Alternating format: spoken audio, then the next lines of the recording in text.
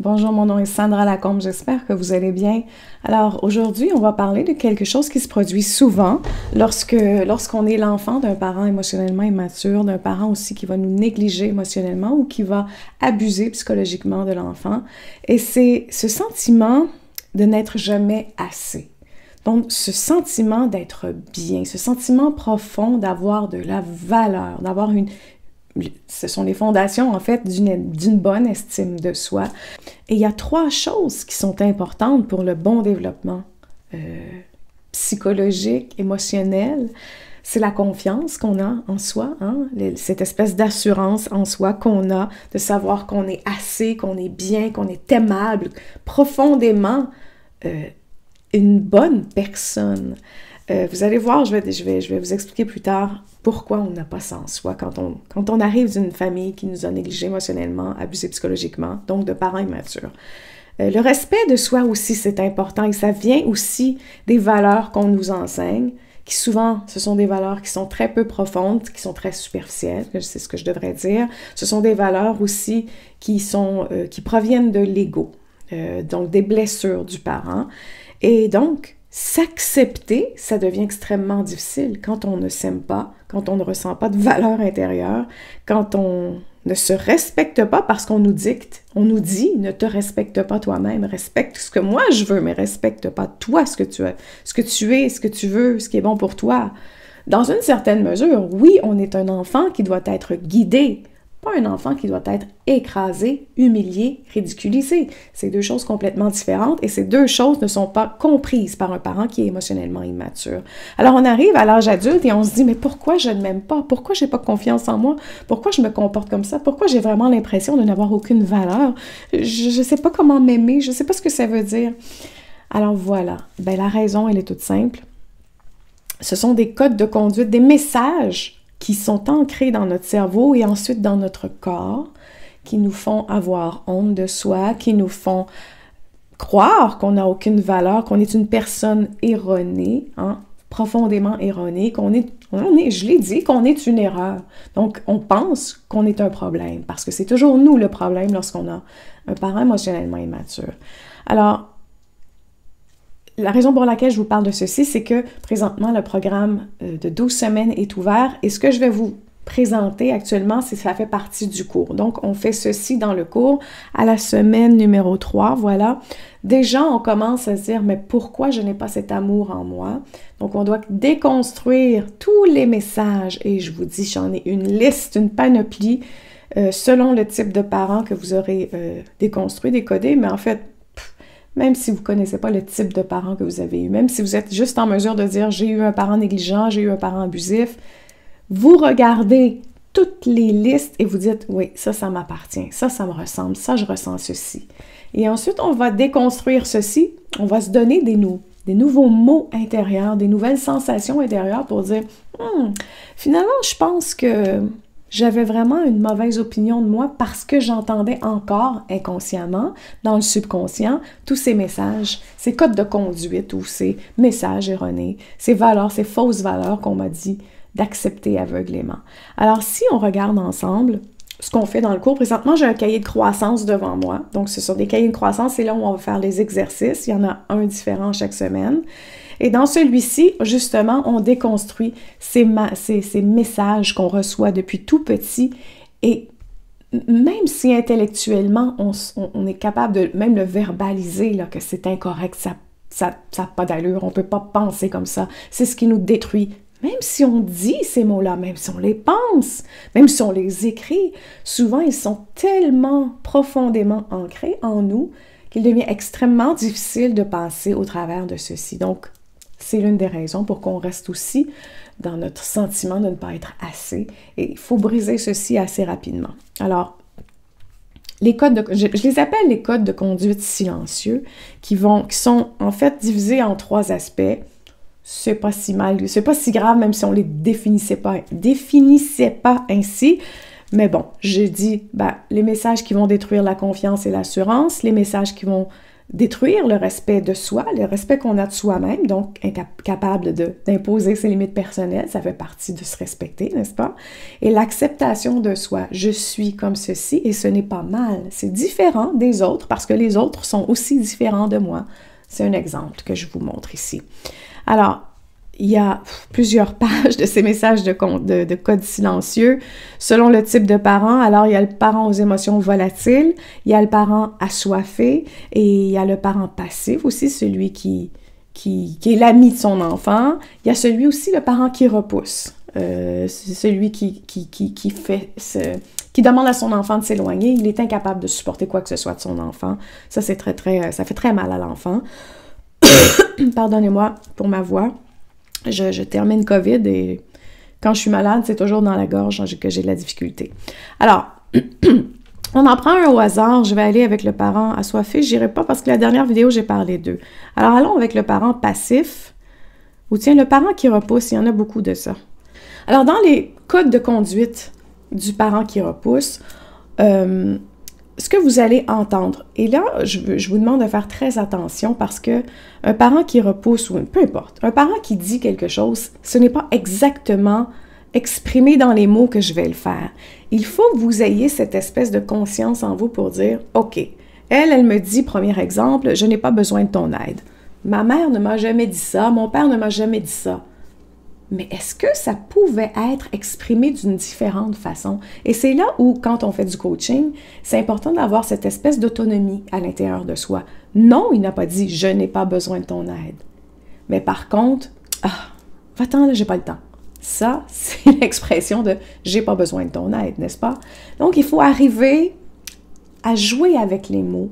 Il faut avoir cette autonomie pour se diriger soi-même, s'auto-guérir soi-même, être capable d'avoir la force, la confiance en soi, ce qui est difficile parce qu'on travaille ceci en même temps, mais la confiance de dire, ce n'est pas les mots exacts, mais mes mots aussi avaient ce pouvoir-là. Les mots que j'ai reçus, les mots qui m'ont frappé, hein? Pas un vrai, c'est figuré ce que je dis, mais les mots qui m'ont frappé, moi, voici ce que ça voulait dire. Bien, ça voulait dire ça de façon différente. Les regards voulaient dire ça. Alors, parfois, c'est le langage du corps qui va exprimer ce que je vais vous dire. Alors, c'est important de retenir ceci. Dans le parent qui repousse, les codes de conduite silencieux, il y en a une tonne, il y en a une panoplie. Et donc, je n'ai pas besoin de ton aide. Ça vient détruire la confiance et l'assurance. Je ne suis pas assez bon pour eux. Je ne mérite pas de les aider, hein, je n'ai pas ceci en moi. Eux sont meilleurs que moi, je suis toujours moins bien qu'eux.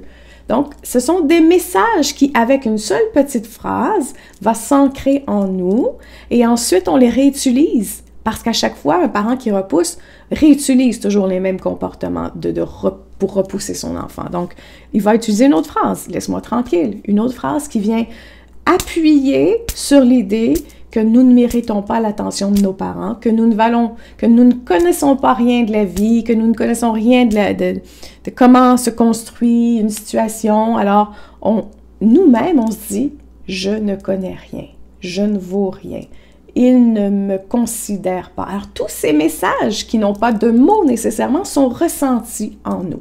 Voilà. Et il faut, aujourd'hui, aller les déconstruire. Et c'est ce qu'on fait dans le programme. C'est une partie très importante. Alors, il y a du travail somatique, mais il y a du travail cognitif aussi à faire. Et ça, c'est un travail cognitif. Aller changer les messages intérieurs. Ne fais pas de bruit. Occupe-toi de tes problèmes seul. Si je change de colonne, puis je vais dans le respect de soi.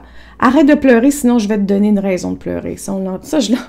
Vous me le dites tellement souvent, là, ça, je l'entends souvent. Arrête de pleurer, sinon je vais te donner une raison de pleurer, franchement.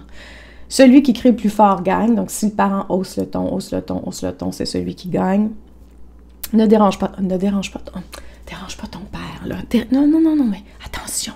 Donc, vous devez toujours être celui qui ne se respecte pas parce qu'il y a quelqu'un de, je vais utiliser un mot, là, mais de dangereux dans la famille. Quelqu'un on ne doit pas déranger cet être qui pourrait exploser, je ne sais pas ce qui pourrait arriver, mais il ne faut pas déranger les émotions de ton père. Ça, moi, je l'ai entendu, en tout cas, souvent. Fais ce que tu veux, là, mais fais-le en silence. Ça fait partie des choses. Si je changeais de colonne, t'es le problème, c'est toi le problème. Nous autres, on n'a pas de problème. D'ailleurs, que pour te le dire que tu as un problème, regarde, je vais parler à tous les autres parents. Là. Nous, on le sait que les enfants, c'est des gens avec... ce sont eux qui ont le problème. Je le sais, on le sait, nous. Vous connaissez tellement rien, les enfants. Donc ça, c'est une culture de parents immatures émotionnellement. C'est une culture de narcissisme, de comportement narcissique qui fait que le parent se positionne toujours en haut de l'échelle, supérieur, et l'enfant est celui qui est subordonné, qui ne connaît rien, qui a tout à apprendre de son merveilleux parent, qui doit être perçu comme un dieu. C'est vraiment la culture actuelle de l'éducation. Ça se voit beaucoup, malheureusement, trop, et ça crée d'énormes traumatismes. Et donc, il faut déconstruire ceci rendu à l'âge adulte. Les enfants sont tous égocentriques. Juste de dire ça, le fait de dire que son enfant c'est une personne égocentrique, est-ce que ça ne veut pas du parent, l'égocentrique lui-même, de dire que c'est toujours les autres qui veulent quelque chose? Vous savez, c'est la responsabilité du parent d'être parent et non de l'enfant. J'ai ça à dire. Ah, tu fais toujours des bêtises, tu fais jamais les choses correctement. Donc, tous ces mots-là, tous ces mots qui s'ancrent en soi à chaque fois qu'ils sont répétés, comment voulez-vous vous accepter tel que vous êtes? Ça devient impossible. Comment voulez-vous vous accepter si à chaque fois qu'il se produit quelque chose, vous êtes le problème, vous êtes l'erreur? Alors, c'est essentiel dans la réparation pour soigner la négligence émotionnelle et l'abus psychologique d'aller corriger ces croyances-là. Et c'est pour ça que j'ai passé plusieurs jours à écrire, à chercher tous les mots, les messages que vous pouvez avoir entendus et qui ont déconstruit votre confiance, votre assurance, votre respect que vous avez pour vous-même, le respect que... Vous savez, quand vous exprimez un besoin, c'est le respect que vous avez pour vous-même. Ça fait partie de ceci. Si on vous dit « t'es ton besoin », on vous dit « ne te respecte pas ». C'est ce qu'on vous dit. Est-ce qu'on vous le dit verbalement? Absolument pas. Mais on vous le dit d'une différente façon. Vous le comprenez d'une différente façon. Alors, c'est essentiel à mes yeux d'aller déconstruire ceci pour retrouver cette confiance en vous, l'amour de vos besoins. Je m'aime assez pour aimer mes besoins. Je m'aime assez pour respecter mon authenticité. Je m'aime assez pour accepter la totalité de qui je suis. Alors, voilà. Et là, je vous montre, évidemment, là, on déconstruit ceci. Et ensuite, on doit avoir l'antidote à ceci. Donc, quand vous aurez trouvé les messages qui vous font le plus de mal, tiens, je vais le dire comme ça, parce que c'est vrai. Si vous trouvez 25 exemples, pensez-vous que vous allez déconstruire 25 exemples? Non. Vous allez devoir vous attarder à 1, à 2, à 3 messages, ceux qui reviennent le plus souvent. Hein? Ceux que quand dans la journée, au quotidien, au travail, avec vos enfants, « Ah, c'est ça, j'ai pas de valeur. Ah, c'est ça, il me laisse tomber aujourd'hui, c'est sûr. Regarde, je sais rien faire. » Donc, si à chaque fois, c'est toujours le message qui revient quasi au quotidien, bien, c'est sur ce message-là que vous allez devoir travailler. Allez pas travailler sur tous les messages que vous cochez. Vous allez devenir fou. Travaillez sur un. Travaillez sur 2. Vous avez la liste maintenant avec vous. Vous pouvez revenir, dire, bon là, j'ai travaillé ceci, là. Dans 6 mois, je vais travailler autre chose. Donc, on travaille sur l'antidote. Et l'antidote, j'ai fait une deuxième feuille parce qu'encore une fois, ça fait beaucoup de travail. Là. Éventuellement, je vais mettre ça tout ensemble. Alors, l'antidote, c'est de connaître ses croyances et d'aller mettre une pensée positive qui dit l'inverse, carrément l'inverse de ce qu'on croit à l'intérieur de soi. Alors, quand une pensée négative survient, il faut la stopper. C'est cognitif, c'est pas un travail somatique, c'est vraiment une obligation qu'on doit se faire. Et ce changement de croyance-là, c'est la fondation de l'estime de soi. C'est la fondation de la valeur de soi.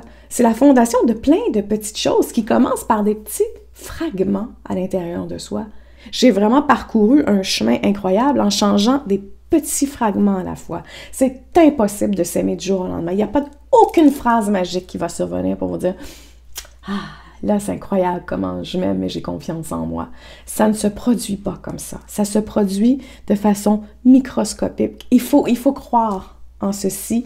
Et c'est ce que je propose dans le programme. C'est le temps de s'inscrire. Vous avez jusqu'au 14 avril, d'ailleurs, si vous voulez justement faire ce travail. Alors, l'antidote, si je vous dis « Je ne suis pas assez bon », je prends juste un exemple, là, ben, il y a une antidote qui est tout à fait simple. Quand la pensée survient, c'est « je suis assez bien comme je suis ». Je crois que je suis pas assez bien, mais je suis assez bien comme je suis. Je suis assez bien comme je suis. Point. Il faut se le répéter et répéter et répéter. Et vient un temps où on se dit, quand ça se produit, on se dit non, je vais pas dans cette direction-là. C'est pas ça aujourd'hui. Aujourd'hui, je ne m'appuie-toi pas sur mon sort. Je ne me dis pas que je suis moins bien que les autres. Aujourd'hui, je ne fais pas ça. Et c'est à ce moment-là que les choses se mettent en branle, que les choses changent. Alors, ça fait partie du programme. Il faut passer par là. Ça fait partie de la semaine numéro 3. C'est essentiel à mes yeux de vraiment avoir cette liste-là et la liste d'antidotes que j'ai créée toujours à portée de main pour longtemps. Donc, je vous invite à imprimer tout ça, à vous faire un cahier de travail où vous allez déposer tout ce qui est important pour vous, dire, OK, quels sont mes antidotes? Est-ce que je peux faire une photo, le mettre dans mon téléphone portable? Qu'est-ce que je peux faire pour m'aider à dire stop?